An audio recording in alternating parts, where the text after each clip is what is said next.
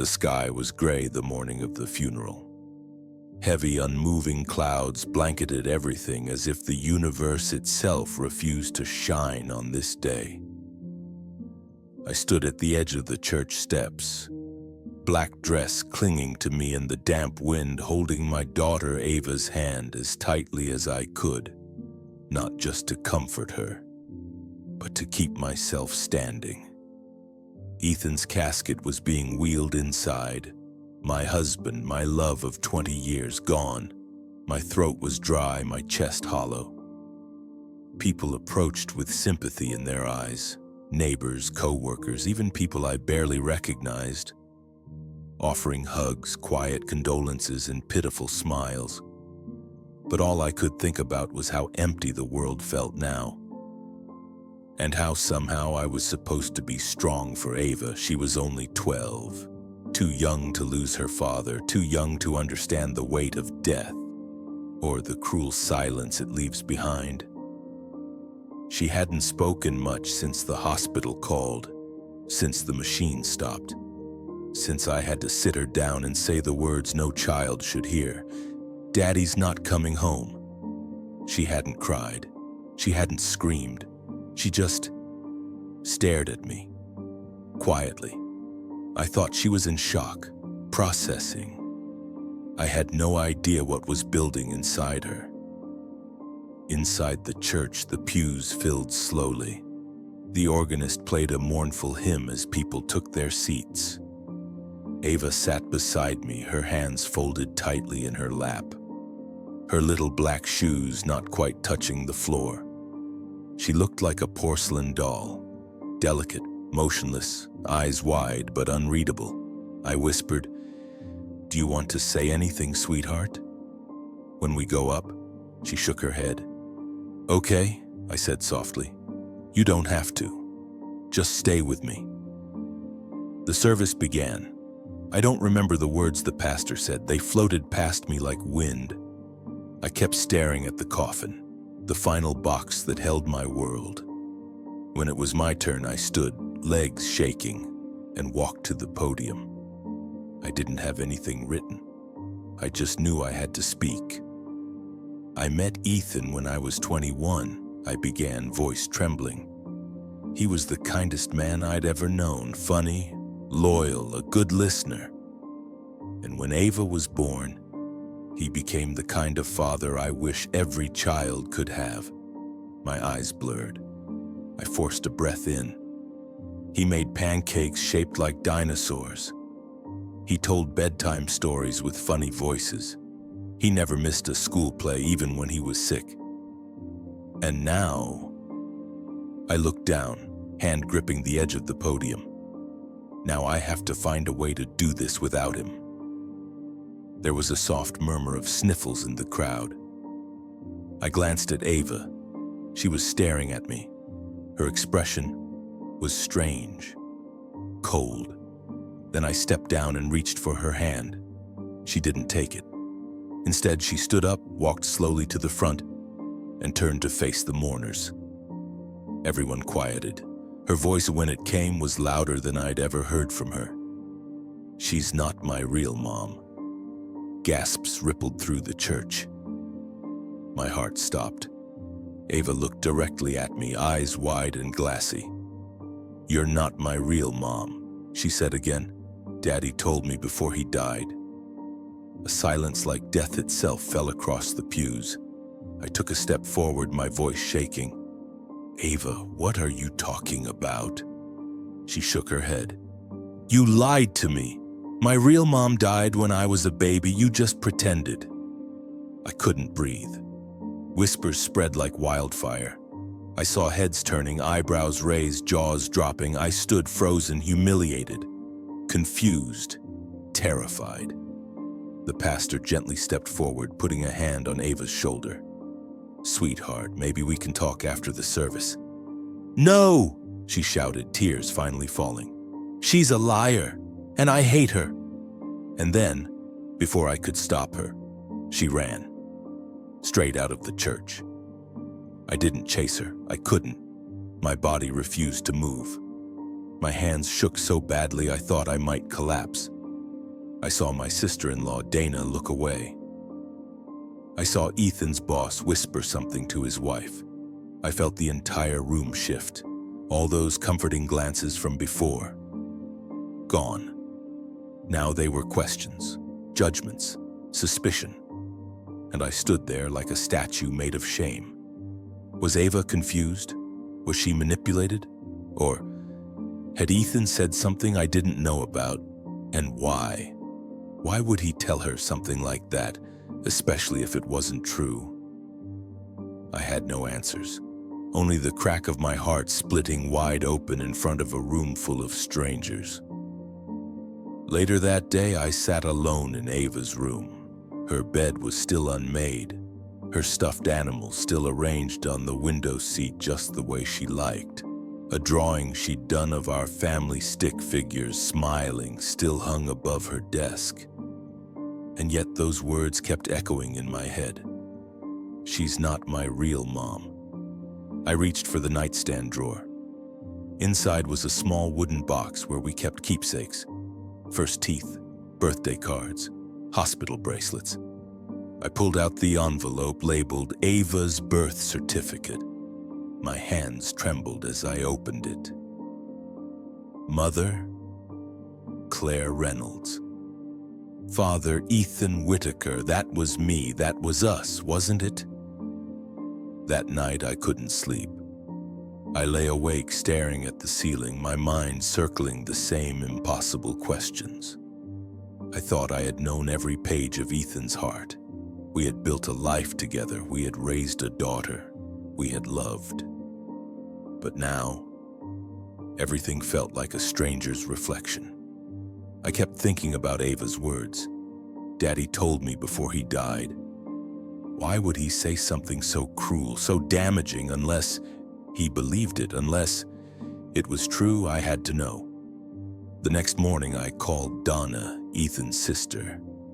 She had always been close to him, sometimes too close. If there were secrets, she might know them. She picked up on the first ring. Claire, she said, her voice tight. I was going to call you. Please don't lie to me, I said, cutting her off. Did Ethan ever say anything? About Ava, about me not being her biological mother? There was silence on the other end, then a sigh. I don't know everything, she admitted slowly. But when Ava was born, things were complicated. Ethan had just gotten back from that trip to Oregon, and he was distant, cold. Mom kept saying things like, "You need to face the truth." I didn't understand it then, but I remember. What? I pressed. One night I overheard them arguing. Mom was yelling, "You're going to raise that child as your own. I don't care whose blood she has. She's yours now." My heart sank. And he said, I whispered, he said, "I don't want to live a lie." I gripped the kitchen counter to keep from falling. I knew what I had to do. The next day I made the hardest decision of my life. I took Ava to a therapist. She refused to speak for most of the session, arms crossed, staring at the floor. But then the therapist asked gently, "Sweetheart, why did you say what you said at the funeral?" Ava looked up, and her voice broke my heart all over again. "Because Daddy told me. Mommy died after I was born, and that I'd understand when I was older." The therapist nodded softly. "Did he say when?" Ava hesitated. "In the hospital, when he was really sick, he cried. He said he was sorry." She wiped her eyes. "I don't want a fake mom. I wanted to scream. I wanted to tell her I wasn't fake, that I was there when she took her first steps, stayed up every night when she had colic, held her when she had her first nightmare, that I had bled for her during labor, that I had loved her harder than anything in my life. But none of that mattered now. What mattered was the truth, and I no longer knew what that was." After the session, I drove straight to the county clerk's office. I requested a certified copy of Ava's birth certificate, not the one we had at home, the original, the one from the hospital. The woman at the counter printed it for me. I opened it with trembling fingers. Mother, Claire Reynolds. But underneath, there was an amended section, original maternal name, Jessica Blair. My knees buckled. Back at home, I collapsed onto the couch. The walls seemed to close in around me. Who was Jessica Blair? Why had I never heard her name? And what happened to her? I called the hospital where Ava had been born. After several transferred calls and a lot of pleading, a nurse finally looked up the records. There was a pause. Then her voice turned soft. Claire, you're listed as the adoptive mother. The birth mother was Jessica Blair. She passed away during labor complications. You were registered as the legal guardian 2 weeks after birth. The records were sealed. Private adoption, it looks like. I dropped the phone. Everything unraveled in an instant. The memories I thought were mine.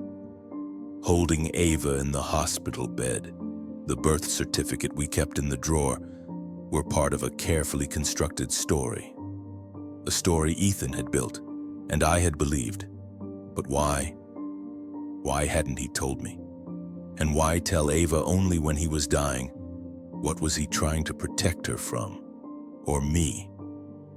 That night I searched every drawer in the house, every folder, every shoebox, and in the back of Ethan's office closet, inside a locked tin box, I found it. A letter. Yellowed at the edges, folded carefully, unopened. The envelope read, "One for Claire, if anything happens to me."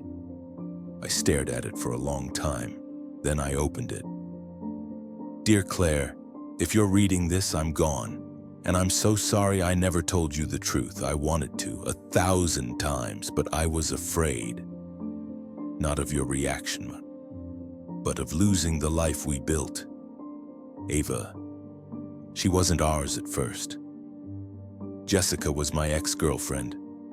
We weren't together anymore, but when she got pregnant, she didn't want to raise the child. She didn't believe she could be a good mother. I told her I'd raise the baby, that I'd take responsibility. She agreed. But then she died during labor. And you were there for me. You were my rock. You held that baby like she was your own from the very beginning. And you never looked back. We filed for private adoption. I never told you because I thought it didn't matter. You were her mother, more than blood ever could be.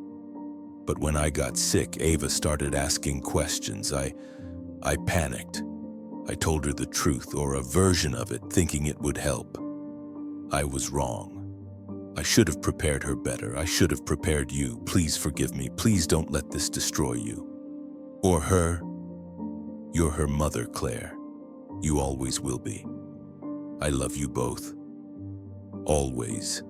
Ethan. The paper slipped from my hands. Tears streamed down my face, but not just from sadness, from betrayal, from love, from the terrible weight of all that had been hidden. I didn't know how I'd fix this, but I knew one thing. Ava needed to know the full truth. From me. I sat Ava down the next morning. She was still angry, quiet, stiff, arms folded in the corner of the couch like a barricade between us. But I had to push through it. Not for me, for her, and for Ethan. Ava, I began, my voice trembling. What I'm about to tell you is going to be a lot, but you deserve to know everything. She looked at me, defiant. More lies? No, I said, no more lies. Just the truth. I reached for the envelope, the letter from Ethan, and held it in my lap. I didn't give birth to you, I said. Her mouth opened slightly, eyes narrowing, but I continued before she could speak. Your biological mother was someone your father knew a long time ago. Her name was Jessica. She passed away when you were born. Your father promised to raise you. And when that happened, I stepped in too. Her lip quivered. So you're not my mom? I felt my heart splinter all over again. I'm not your birth mother, I said, but I've been your mom every day since you were placed in my arms. When you took your first steps, when you scraped your knee and cried into my shoulder, when you couldn't sleep unless I held you. That wasn't pretend. That was love, real forever love. She stared at me, and for a moment the wall cracked. Then she said something I'll never forget. But Daddy said you were a replacement. It felt like a knife through my ribs. I swallowed hard. Your daddy was scared, sick, and he made a mistake by not telling us both sooner. He thought he was protecting us. I handed her the letter. This is from him. Read it when you're ready. She took it with trembling fingers. And then she left the room. The silence that followed was the loneliest I've ever felt. I had lost Ethan. Now I felt I was losing Ava too. The days passed quietly. Ava stayed distant. She didn't bring up the letter, she didn't ask questions, but I could feel something shifting. She wasn't angry anymore, just confused. One evening, she came into the kitchen while I was making tea. She didn't say anything at first. Then softly, I read the letter. I looked up, and she shrugged. I cried. Then I got mad. Then I cried again. I nodded. That sounds about right. She looked at me, really looked at me for the first time in days. Why did you stay with Daddy after he lied? I took a deep breath. Because I loved him, and I loved you, and because love doesn't always come wrapped in perfect truth. Sometimes it's messy, sometimes it hurts, but when it's real, you don't walk away. Ava blinked quickly, then, did you ever wish Jessica was here instead of you? I walked over, knelt beside her, and held her face in my hands. Never. I have wished for many things, but never that. You are mine, not by blood, but by everything that matters. And finally, she fell into my arms, crying, calling me Mom. And I cried too, because I had her back. But life had one more storm waiting. A few weeks later, I received a letter in the mail.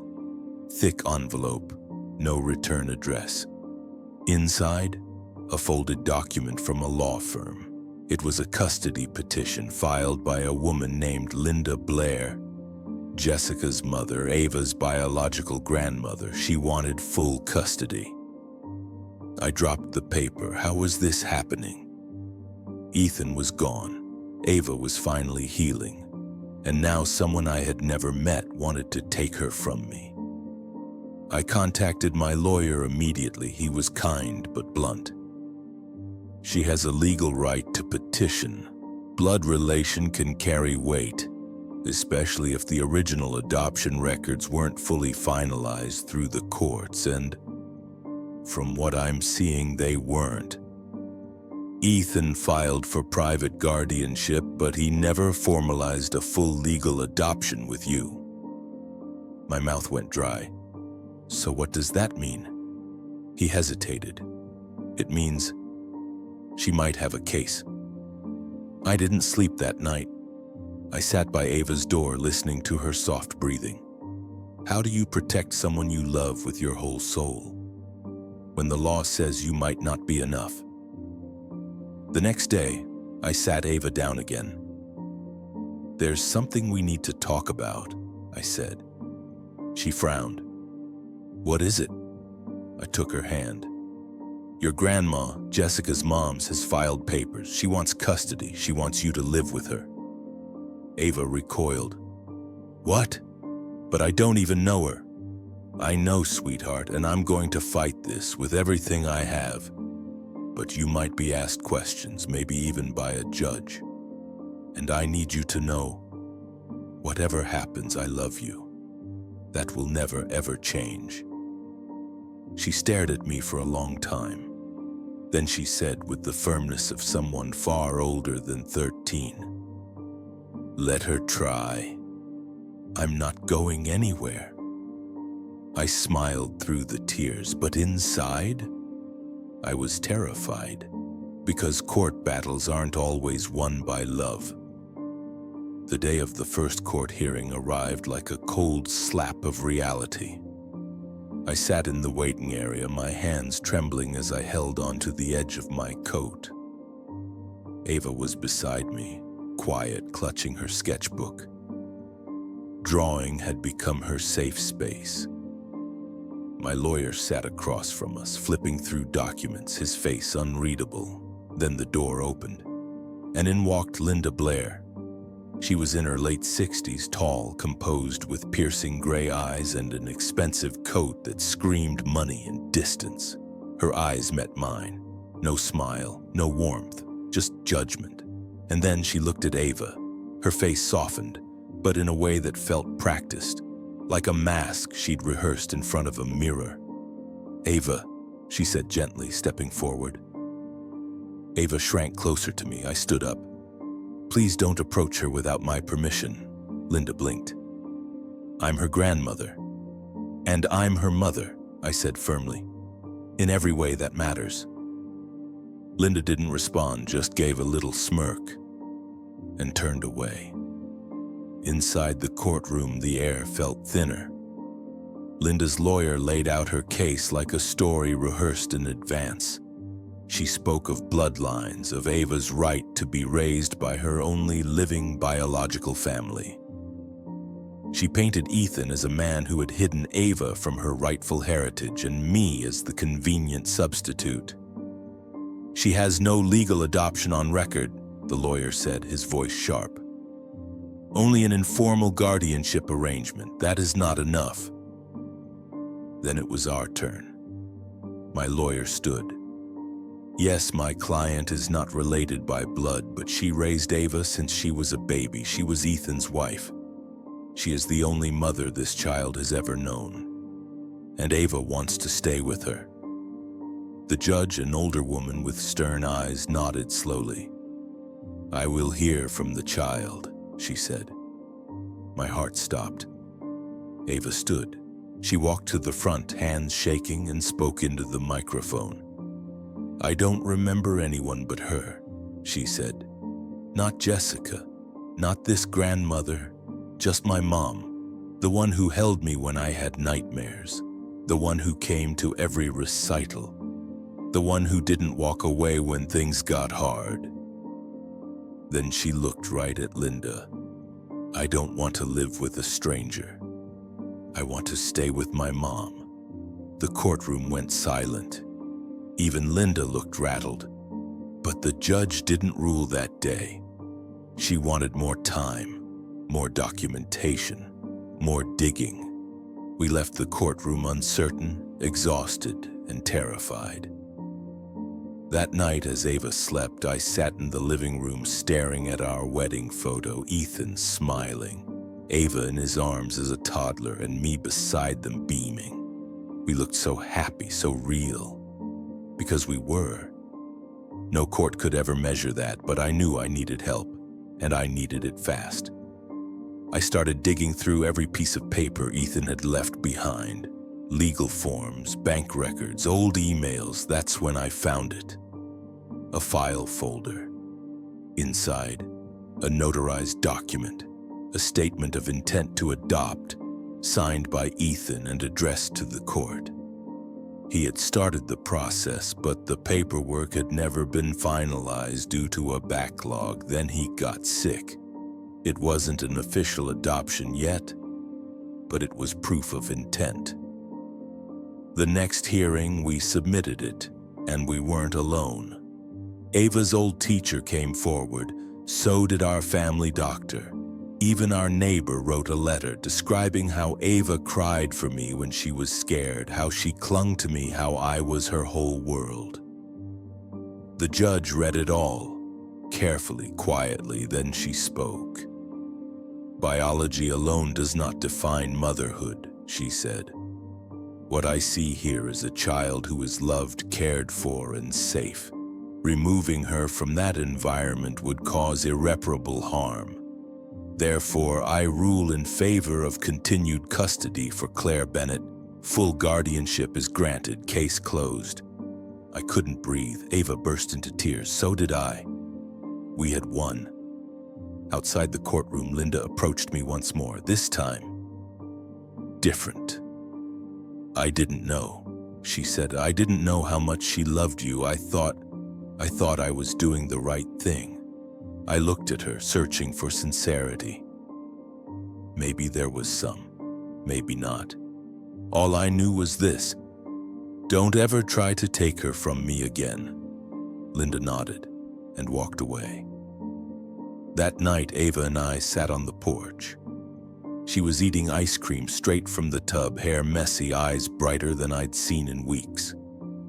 You know, she said, when Daddy died, I thought it was the end of our family. I smiled gently. Sometimes the end of one story is just the beginning of a new one. She looked at me, thoughtful. Can we start over then? You and me? Tears welled in my eyes. We never stopped. Weeks passed. The house slowly felt like a home again. We didn't talk about the funeral anymore. Not the shouting, not the fight in front of everyone, not the shock of Linda's claim. That chapter had closed, but some wounds don't bleed. They bruise, quietly, deeply. Ava had nightmares for a while. She'd call out in the middle of the night. I'd rush in, hold her, hum lullabies she hadn't needed since she was 4. I thought you were gonna go, she whispered one night.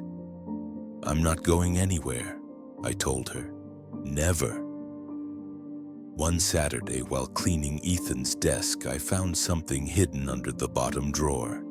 An envelope, inside it, a handwritten letter to me. Claire, if you're reading this, I'm probably gone. I know I should have told you about Ava's mother, about Jessica, but I didn't know how. And then time just kept moving, and you stepped in and filled every empty space.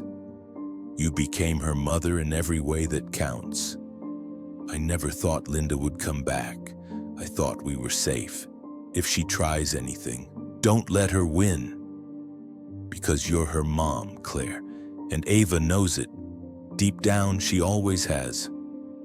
Thank you for loving both of us, for being our home. Always yours, Ethan. I cried for hours after reading that. Not because of guilt, but because of relief. Because he saw me, because he believed in me. Even if he never said it out loud while alive, his words on that paper were the closure I never knew I needed. A few months later, I sat on the school bleachers during Ava's piano recital. She wore a blue dress we picked out together, her hair braided with little sunflowers. I watched her fingers glide across the keys, fluid, graceful, determined. She had come through the fire, and somehow so had I. After the performance, she ran up to me, breathless. Did I do okay? I knelt down, hugging her tight. You were perfect. She pulled back, biting her lip. I want to start calling you Mom again. I blinked. You don't have to if... No, she said quickly, I want to. Then softer. Because that's who you are.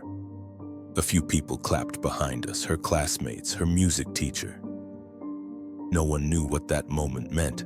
Not really, but to me, it was the final piece sliding into place. The seasons changed. Summer turned into fall. Ava started middle school.